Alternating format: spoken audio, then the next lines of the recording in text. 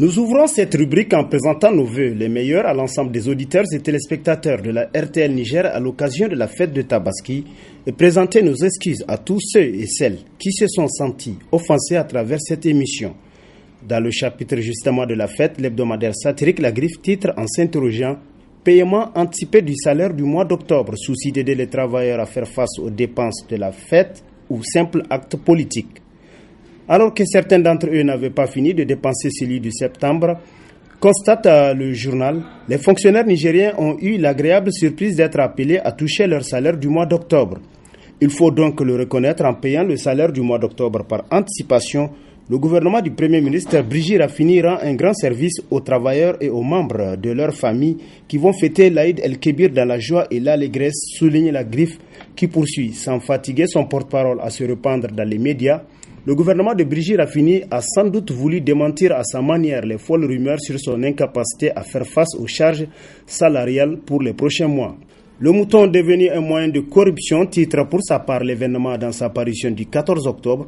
Selon le bi-hebdomadaire, depuis des années, il est observé au Niger, particulièrement au niveau de certaines sociétés d'État et d'économie mixte, et même des ministères, une pratique qui consiste à l'achat de moutons sur le budget de fonctionnement et ses entités administratives pour faire cadeau à des personnalités politiques et autres responsables de l'administration publique à l'occasion de la fête de Tabaski. Pourtant, constate le journal, aucune rubrique dans le fonctionnement des services publics ne prévoit de telles dépenses que la comptabilité considère à juste titre comme un détournement de deniers publics car des fonds sont utilisés pour des dépenses non prévues. Par respect au principe de l'orthodoxie financière, des mesures doivent être prises par qui de droit pour arrêter ce genre de pratiques qui constituent également une aubaine pour certains fonctionnaires véreux de se remplir pleines les poches, conclut l'événement. Sur un tout autre plan, l'hebdomadaire L'Actualité titre à sa une déclaration d'un groupe de militants de Modem Faloumana. Ces politiciens qui trompent le président.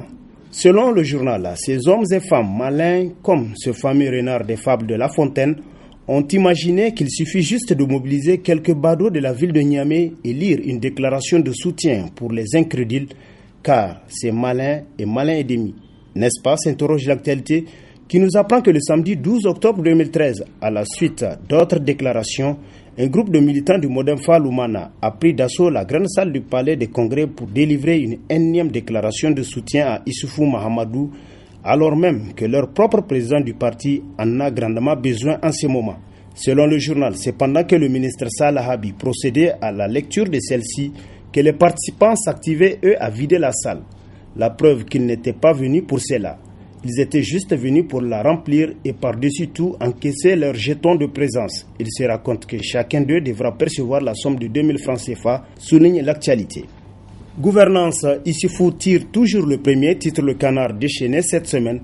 Ainsi pour le journal, depuis que le président de la République, dans sa volonté de mettre en œuvre le gouvernement d'union nationale, a lâché la proie pour l'ombre, il a la gâchette facile.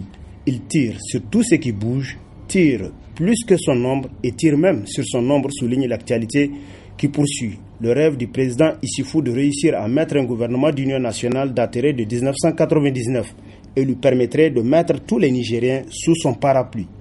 Mais selon l'hebdomadaire, à la lumière des résultats de cette tentative, il est clair que le président n'a réussi qu'à diviser les Nigériens.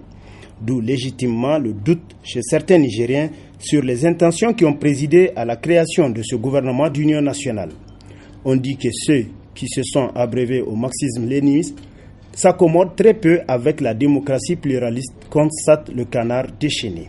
PNDS Tareya mieux à l'opposition qu'au pouvoir a constitué l'un des titres à la une du Monde d'aujourd'hui. Selon l'hebdomadaire, si le rôle d'une opposition est d'exercer un contrôle citoyen sur les activités du pouvoir, il n'y a pas mieux pour exercer cette tâche que le PNDS. Pour ce journal, jamais dans l'histoire de notre pays, une opposition n'a mieux joué son rôle dans ce sens que le PNDS. Il faisait tellement bien ce travail que le président Tanja n'a pas hésité à embaucher le président Issoufou et même Massaoudou dans les questions minières. Des informations les plus secrètes, le PNDS était as à les trouver et à les porter à la connaissance de l'opinion publique, constate Le Monde d'aujourd'hui qui poursuit pour le moment en 2 années et demie de gouvernance. Le PNDS donne l'impression aux Nigériens qu'il est un parti qui est plus utile à l'opposition qu'au pouvoir selon Le Monde d'aujourd'hui. L'unique quotidien privé de la place, dans sa parution du vendredi 18 octobre, lui titre « Révocation du président du conseil de ville de Niamey, Oumarou Moumouni Dogari, l'épreuve du mensonge ».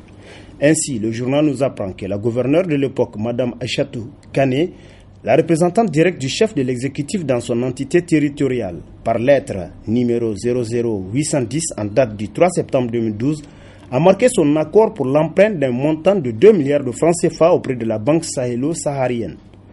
Comme on peut donc le constater selon l'enquêteur, l'emprunt contracté par Oumarou Dogari approuvé en 2012 par le pouvoir et qu'il reprouve en 2013 est un endettement régulier et les autorités compétentes ont bel et bien été mises au courant, contrairement à ce qu'avait soutenu l'exécutif. Comme quoi, le mensonge a beau courir, la vérité finira par le rattraper, constate l'enquêteur qui poursuit. Et nous osons espérer que la Cour d'État, devant laquelle s'ouvre aujourd'hui le procès intenté par Oumarou Dogari pour excès de pouvoir contre le décret de sa révocation prise en Conseil des ministres, saura dire le droit, rien que le droit.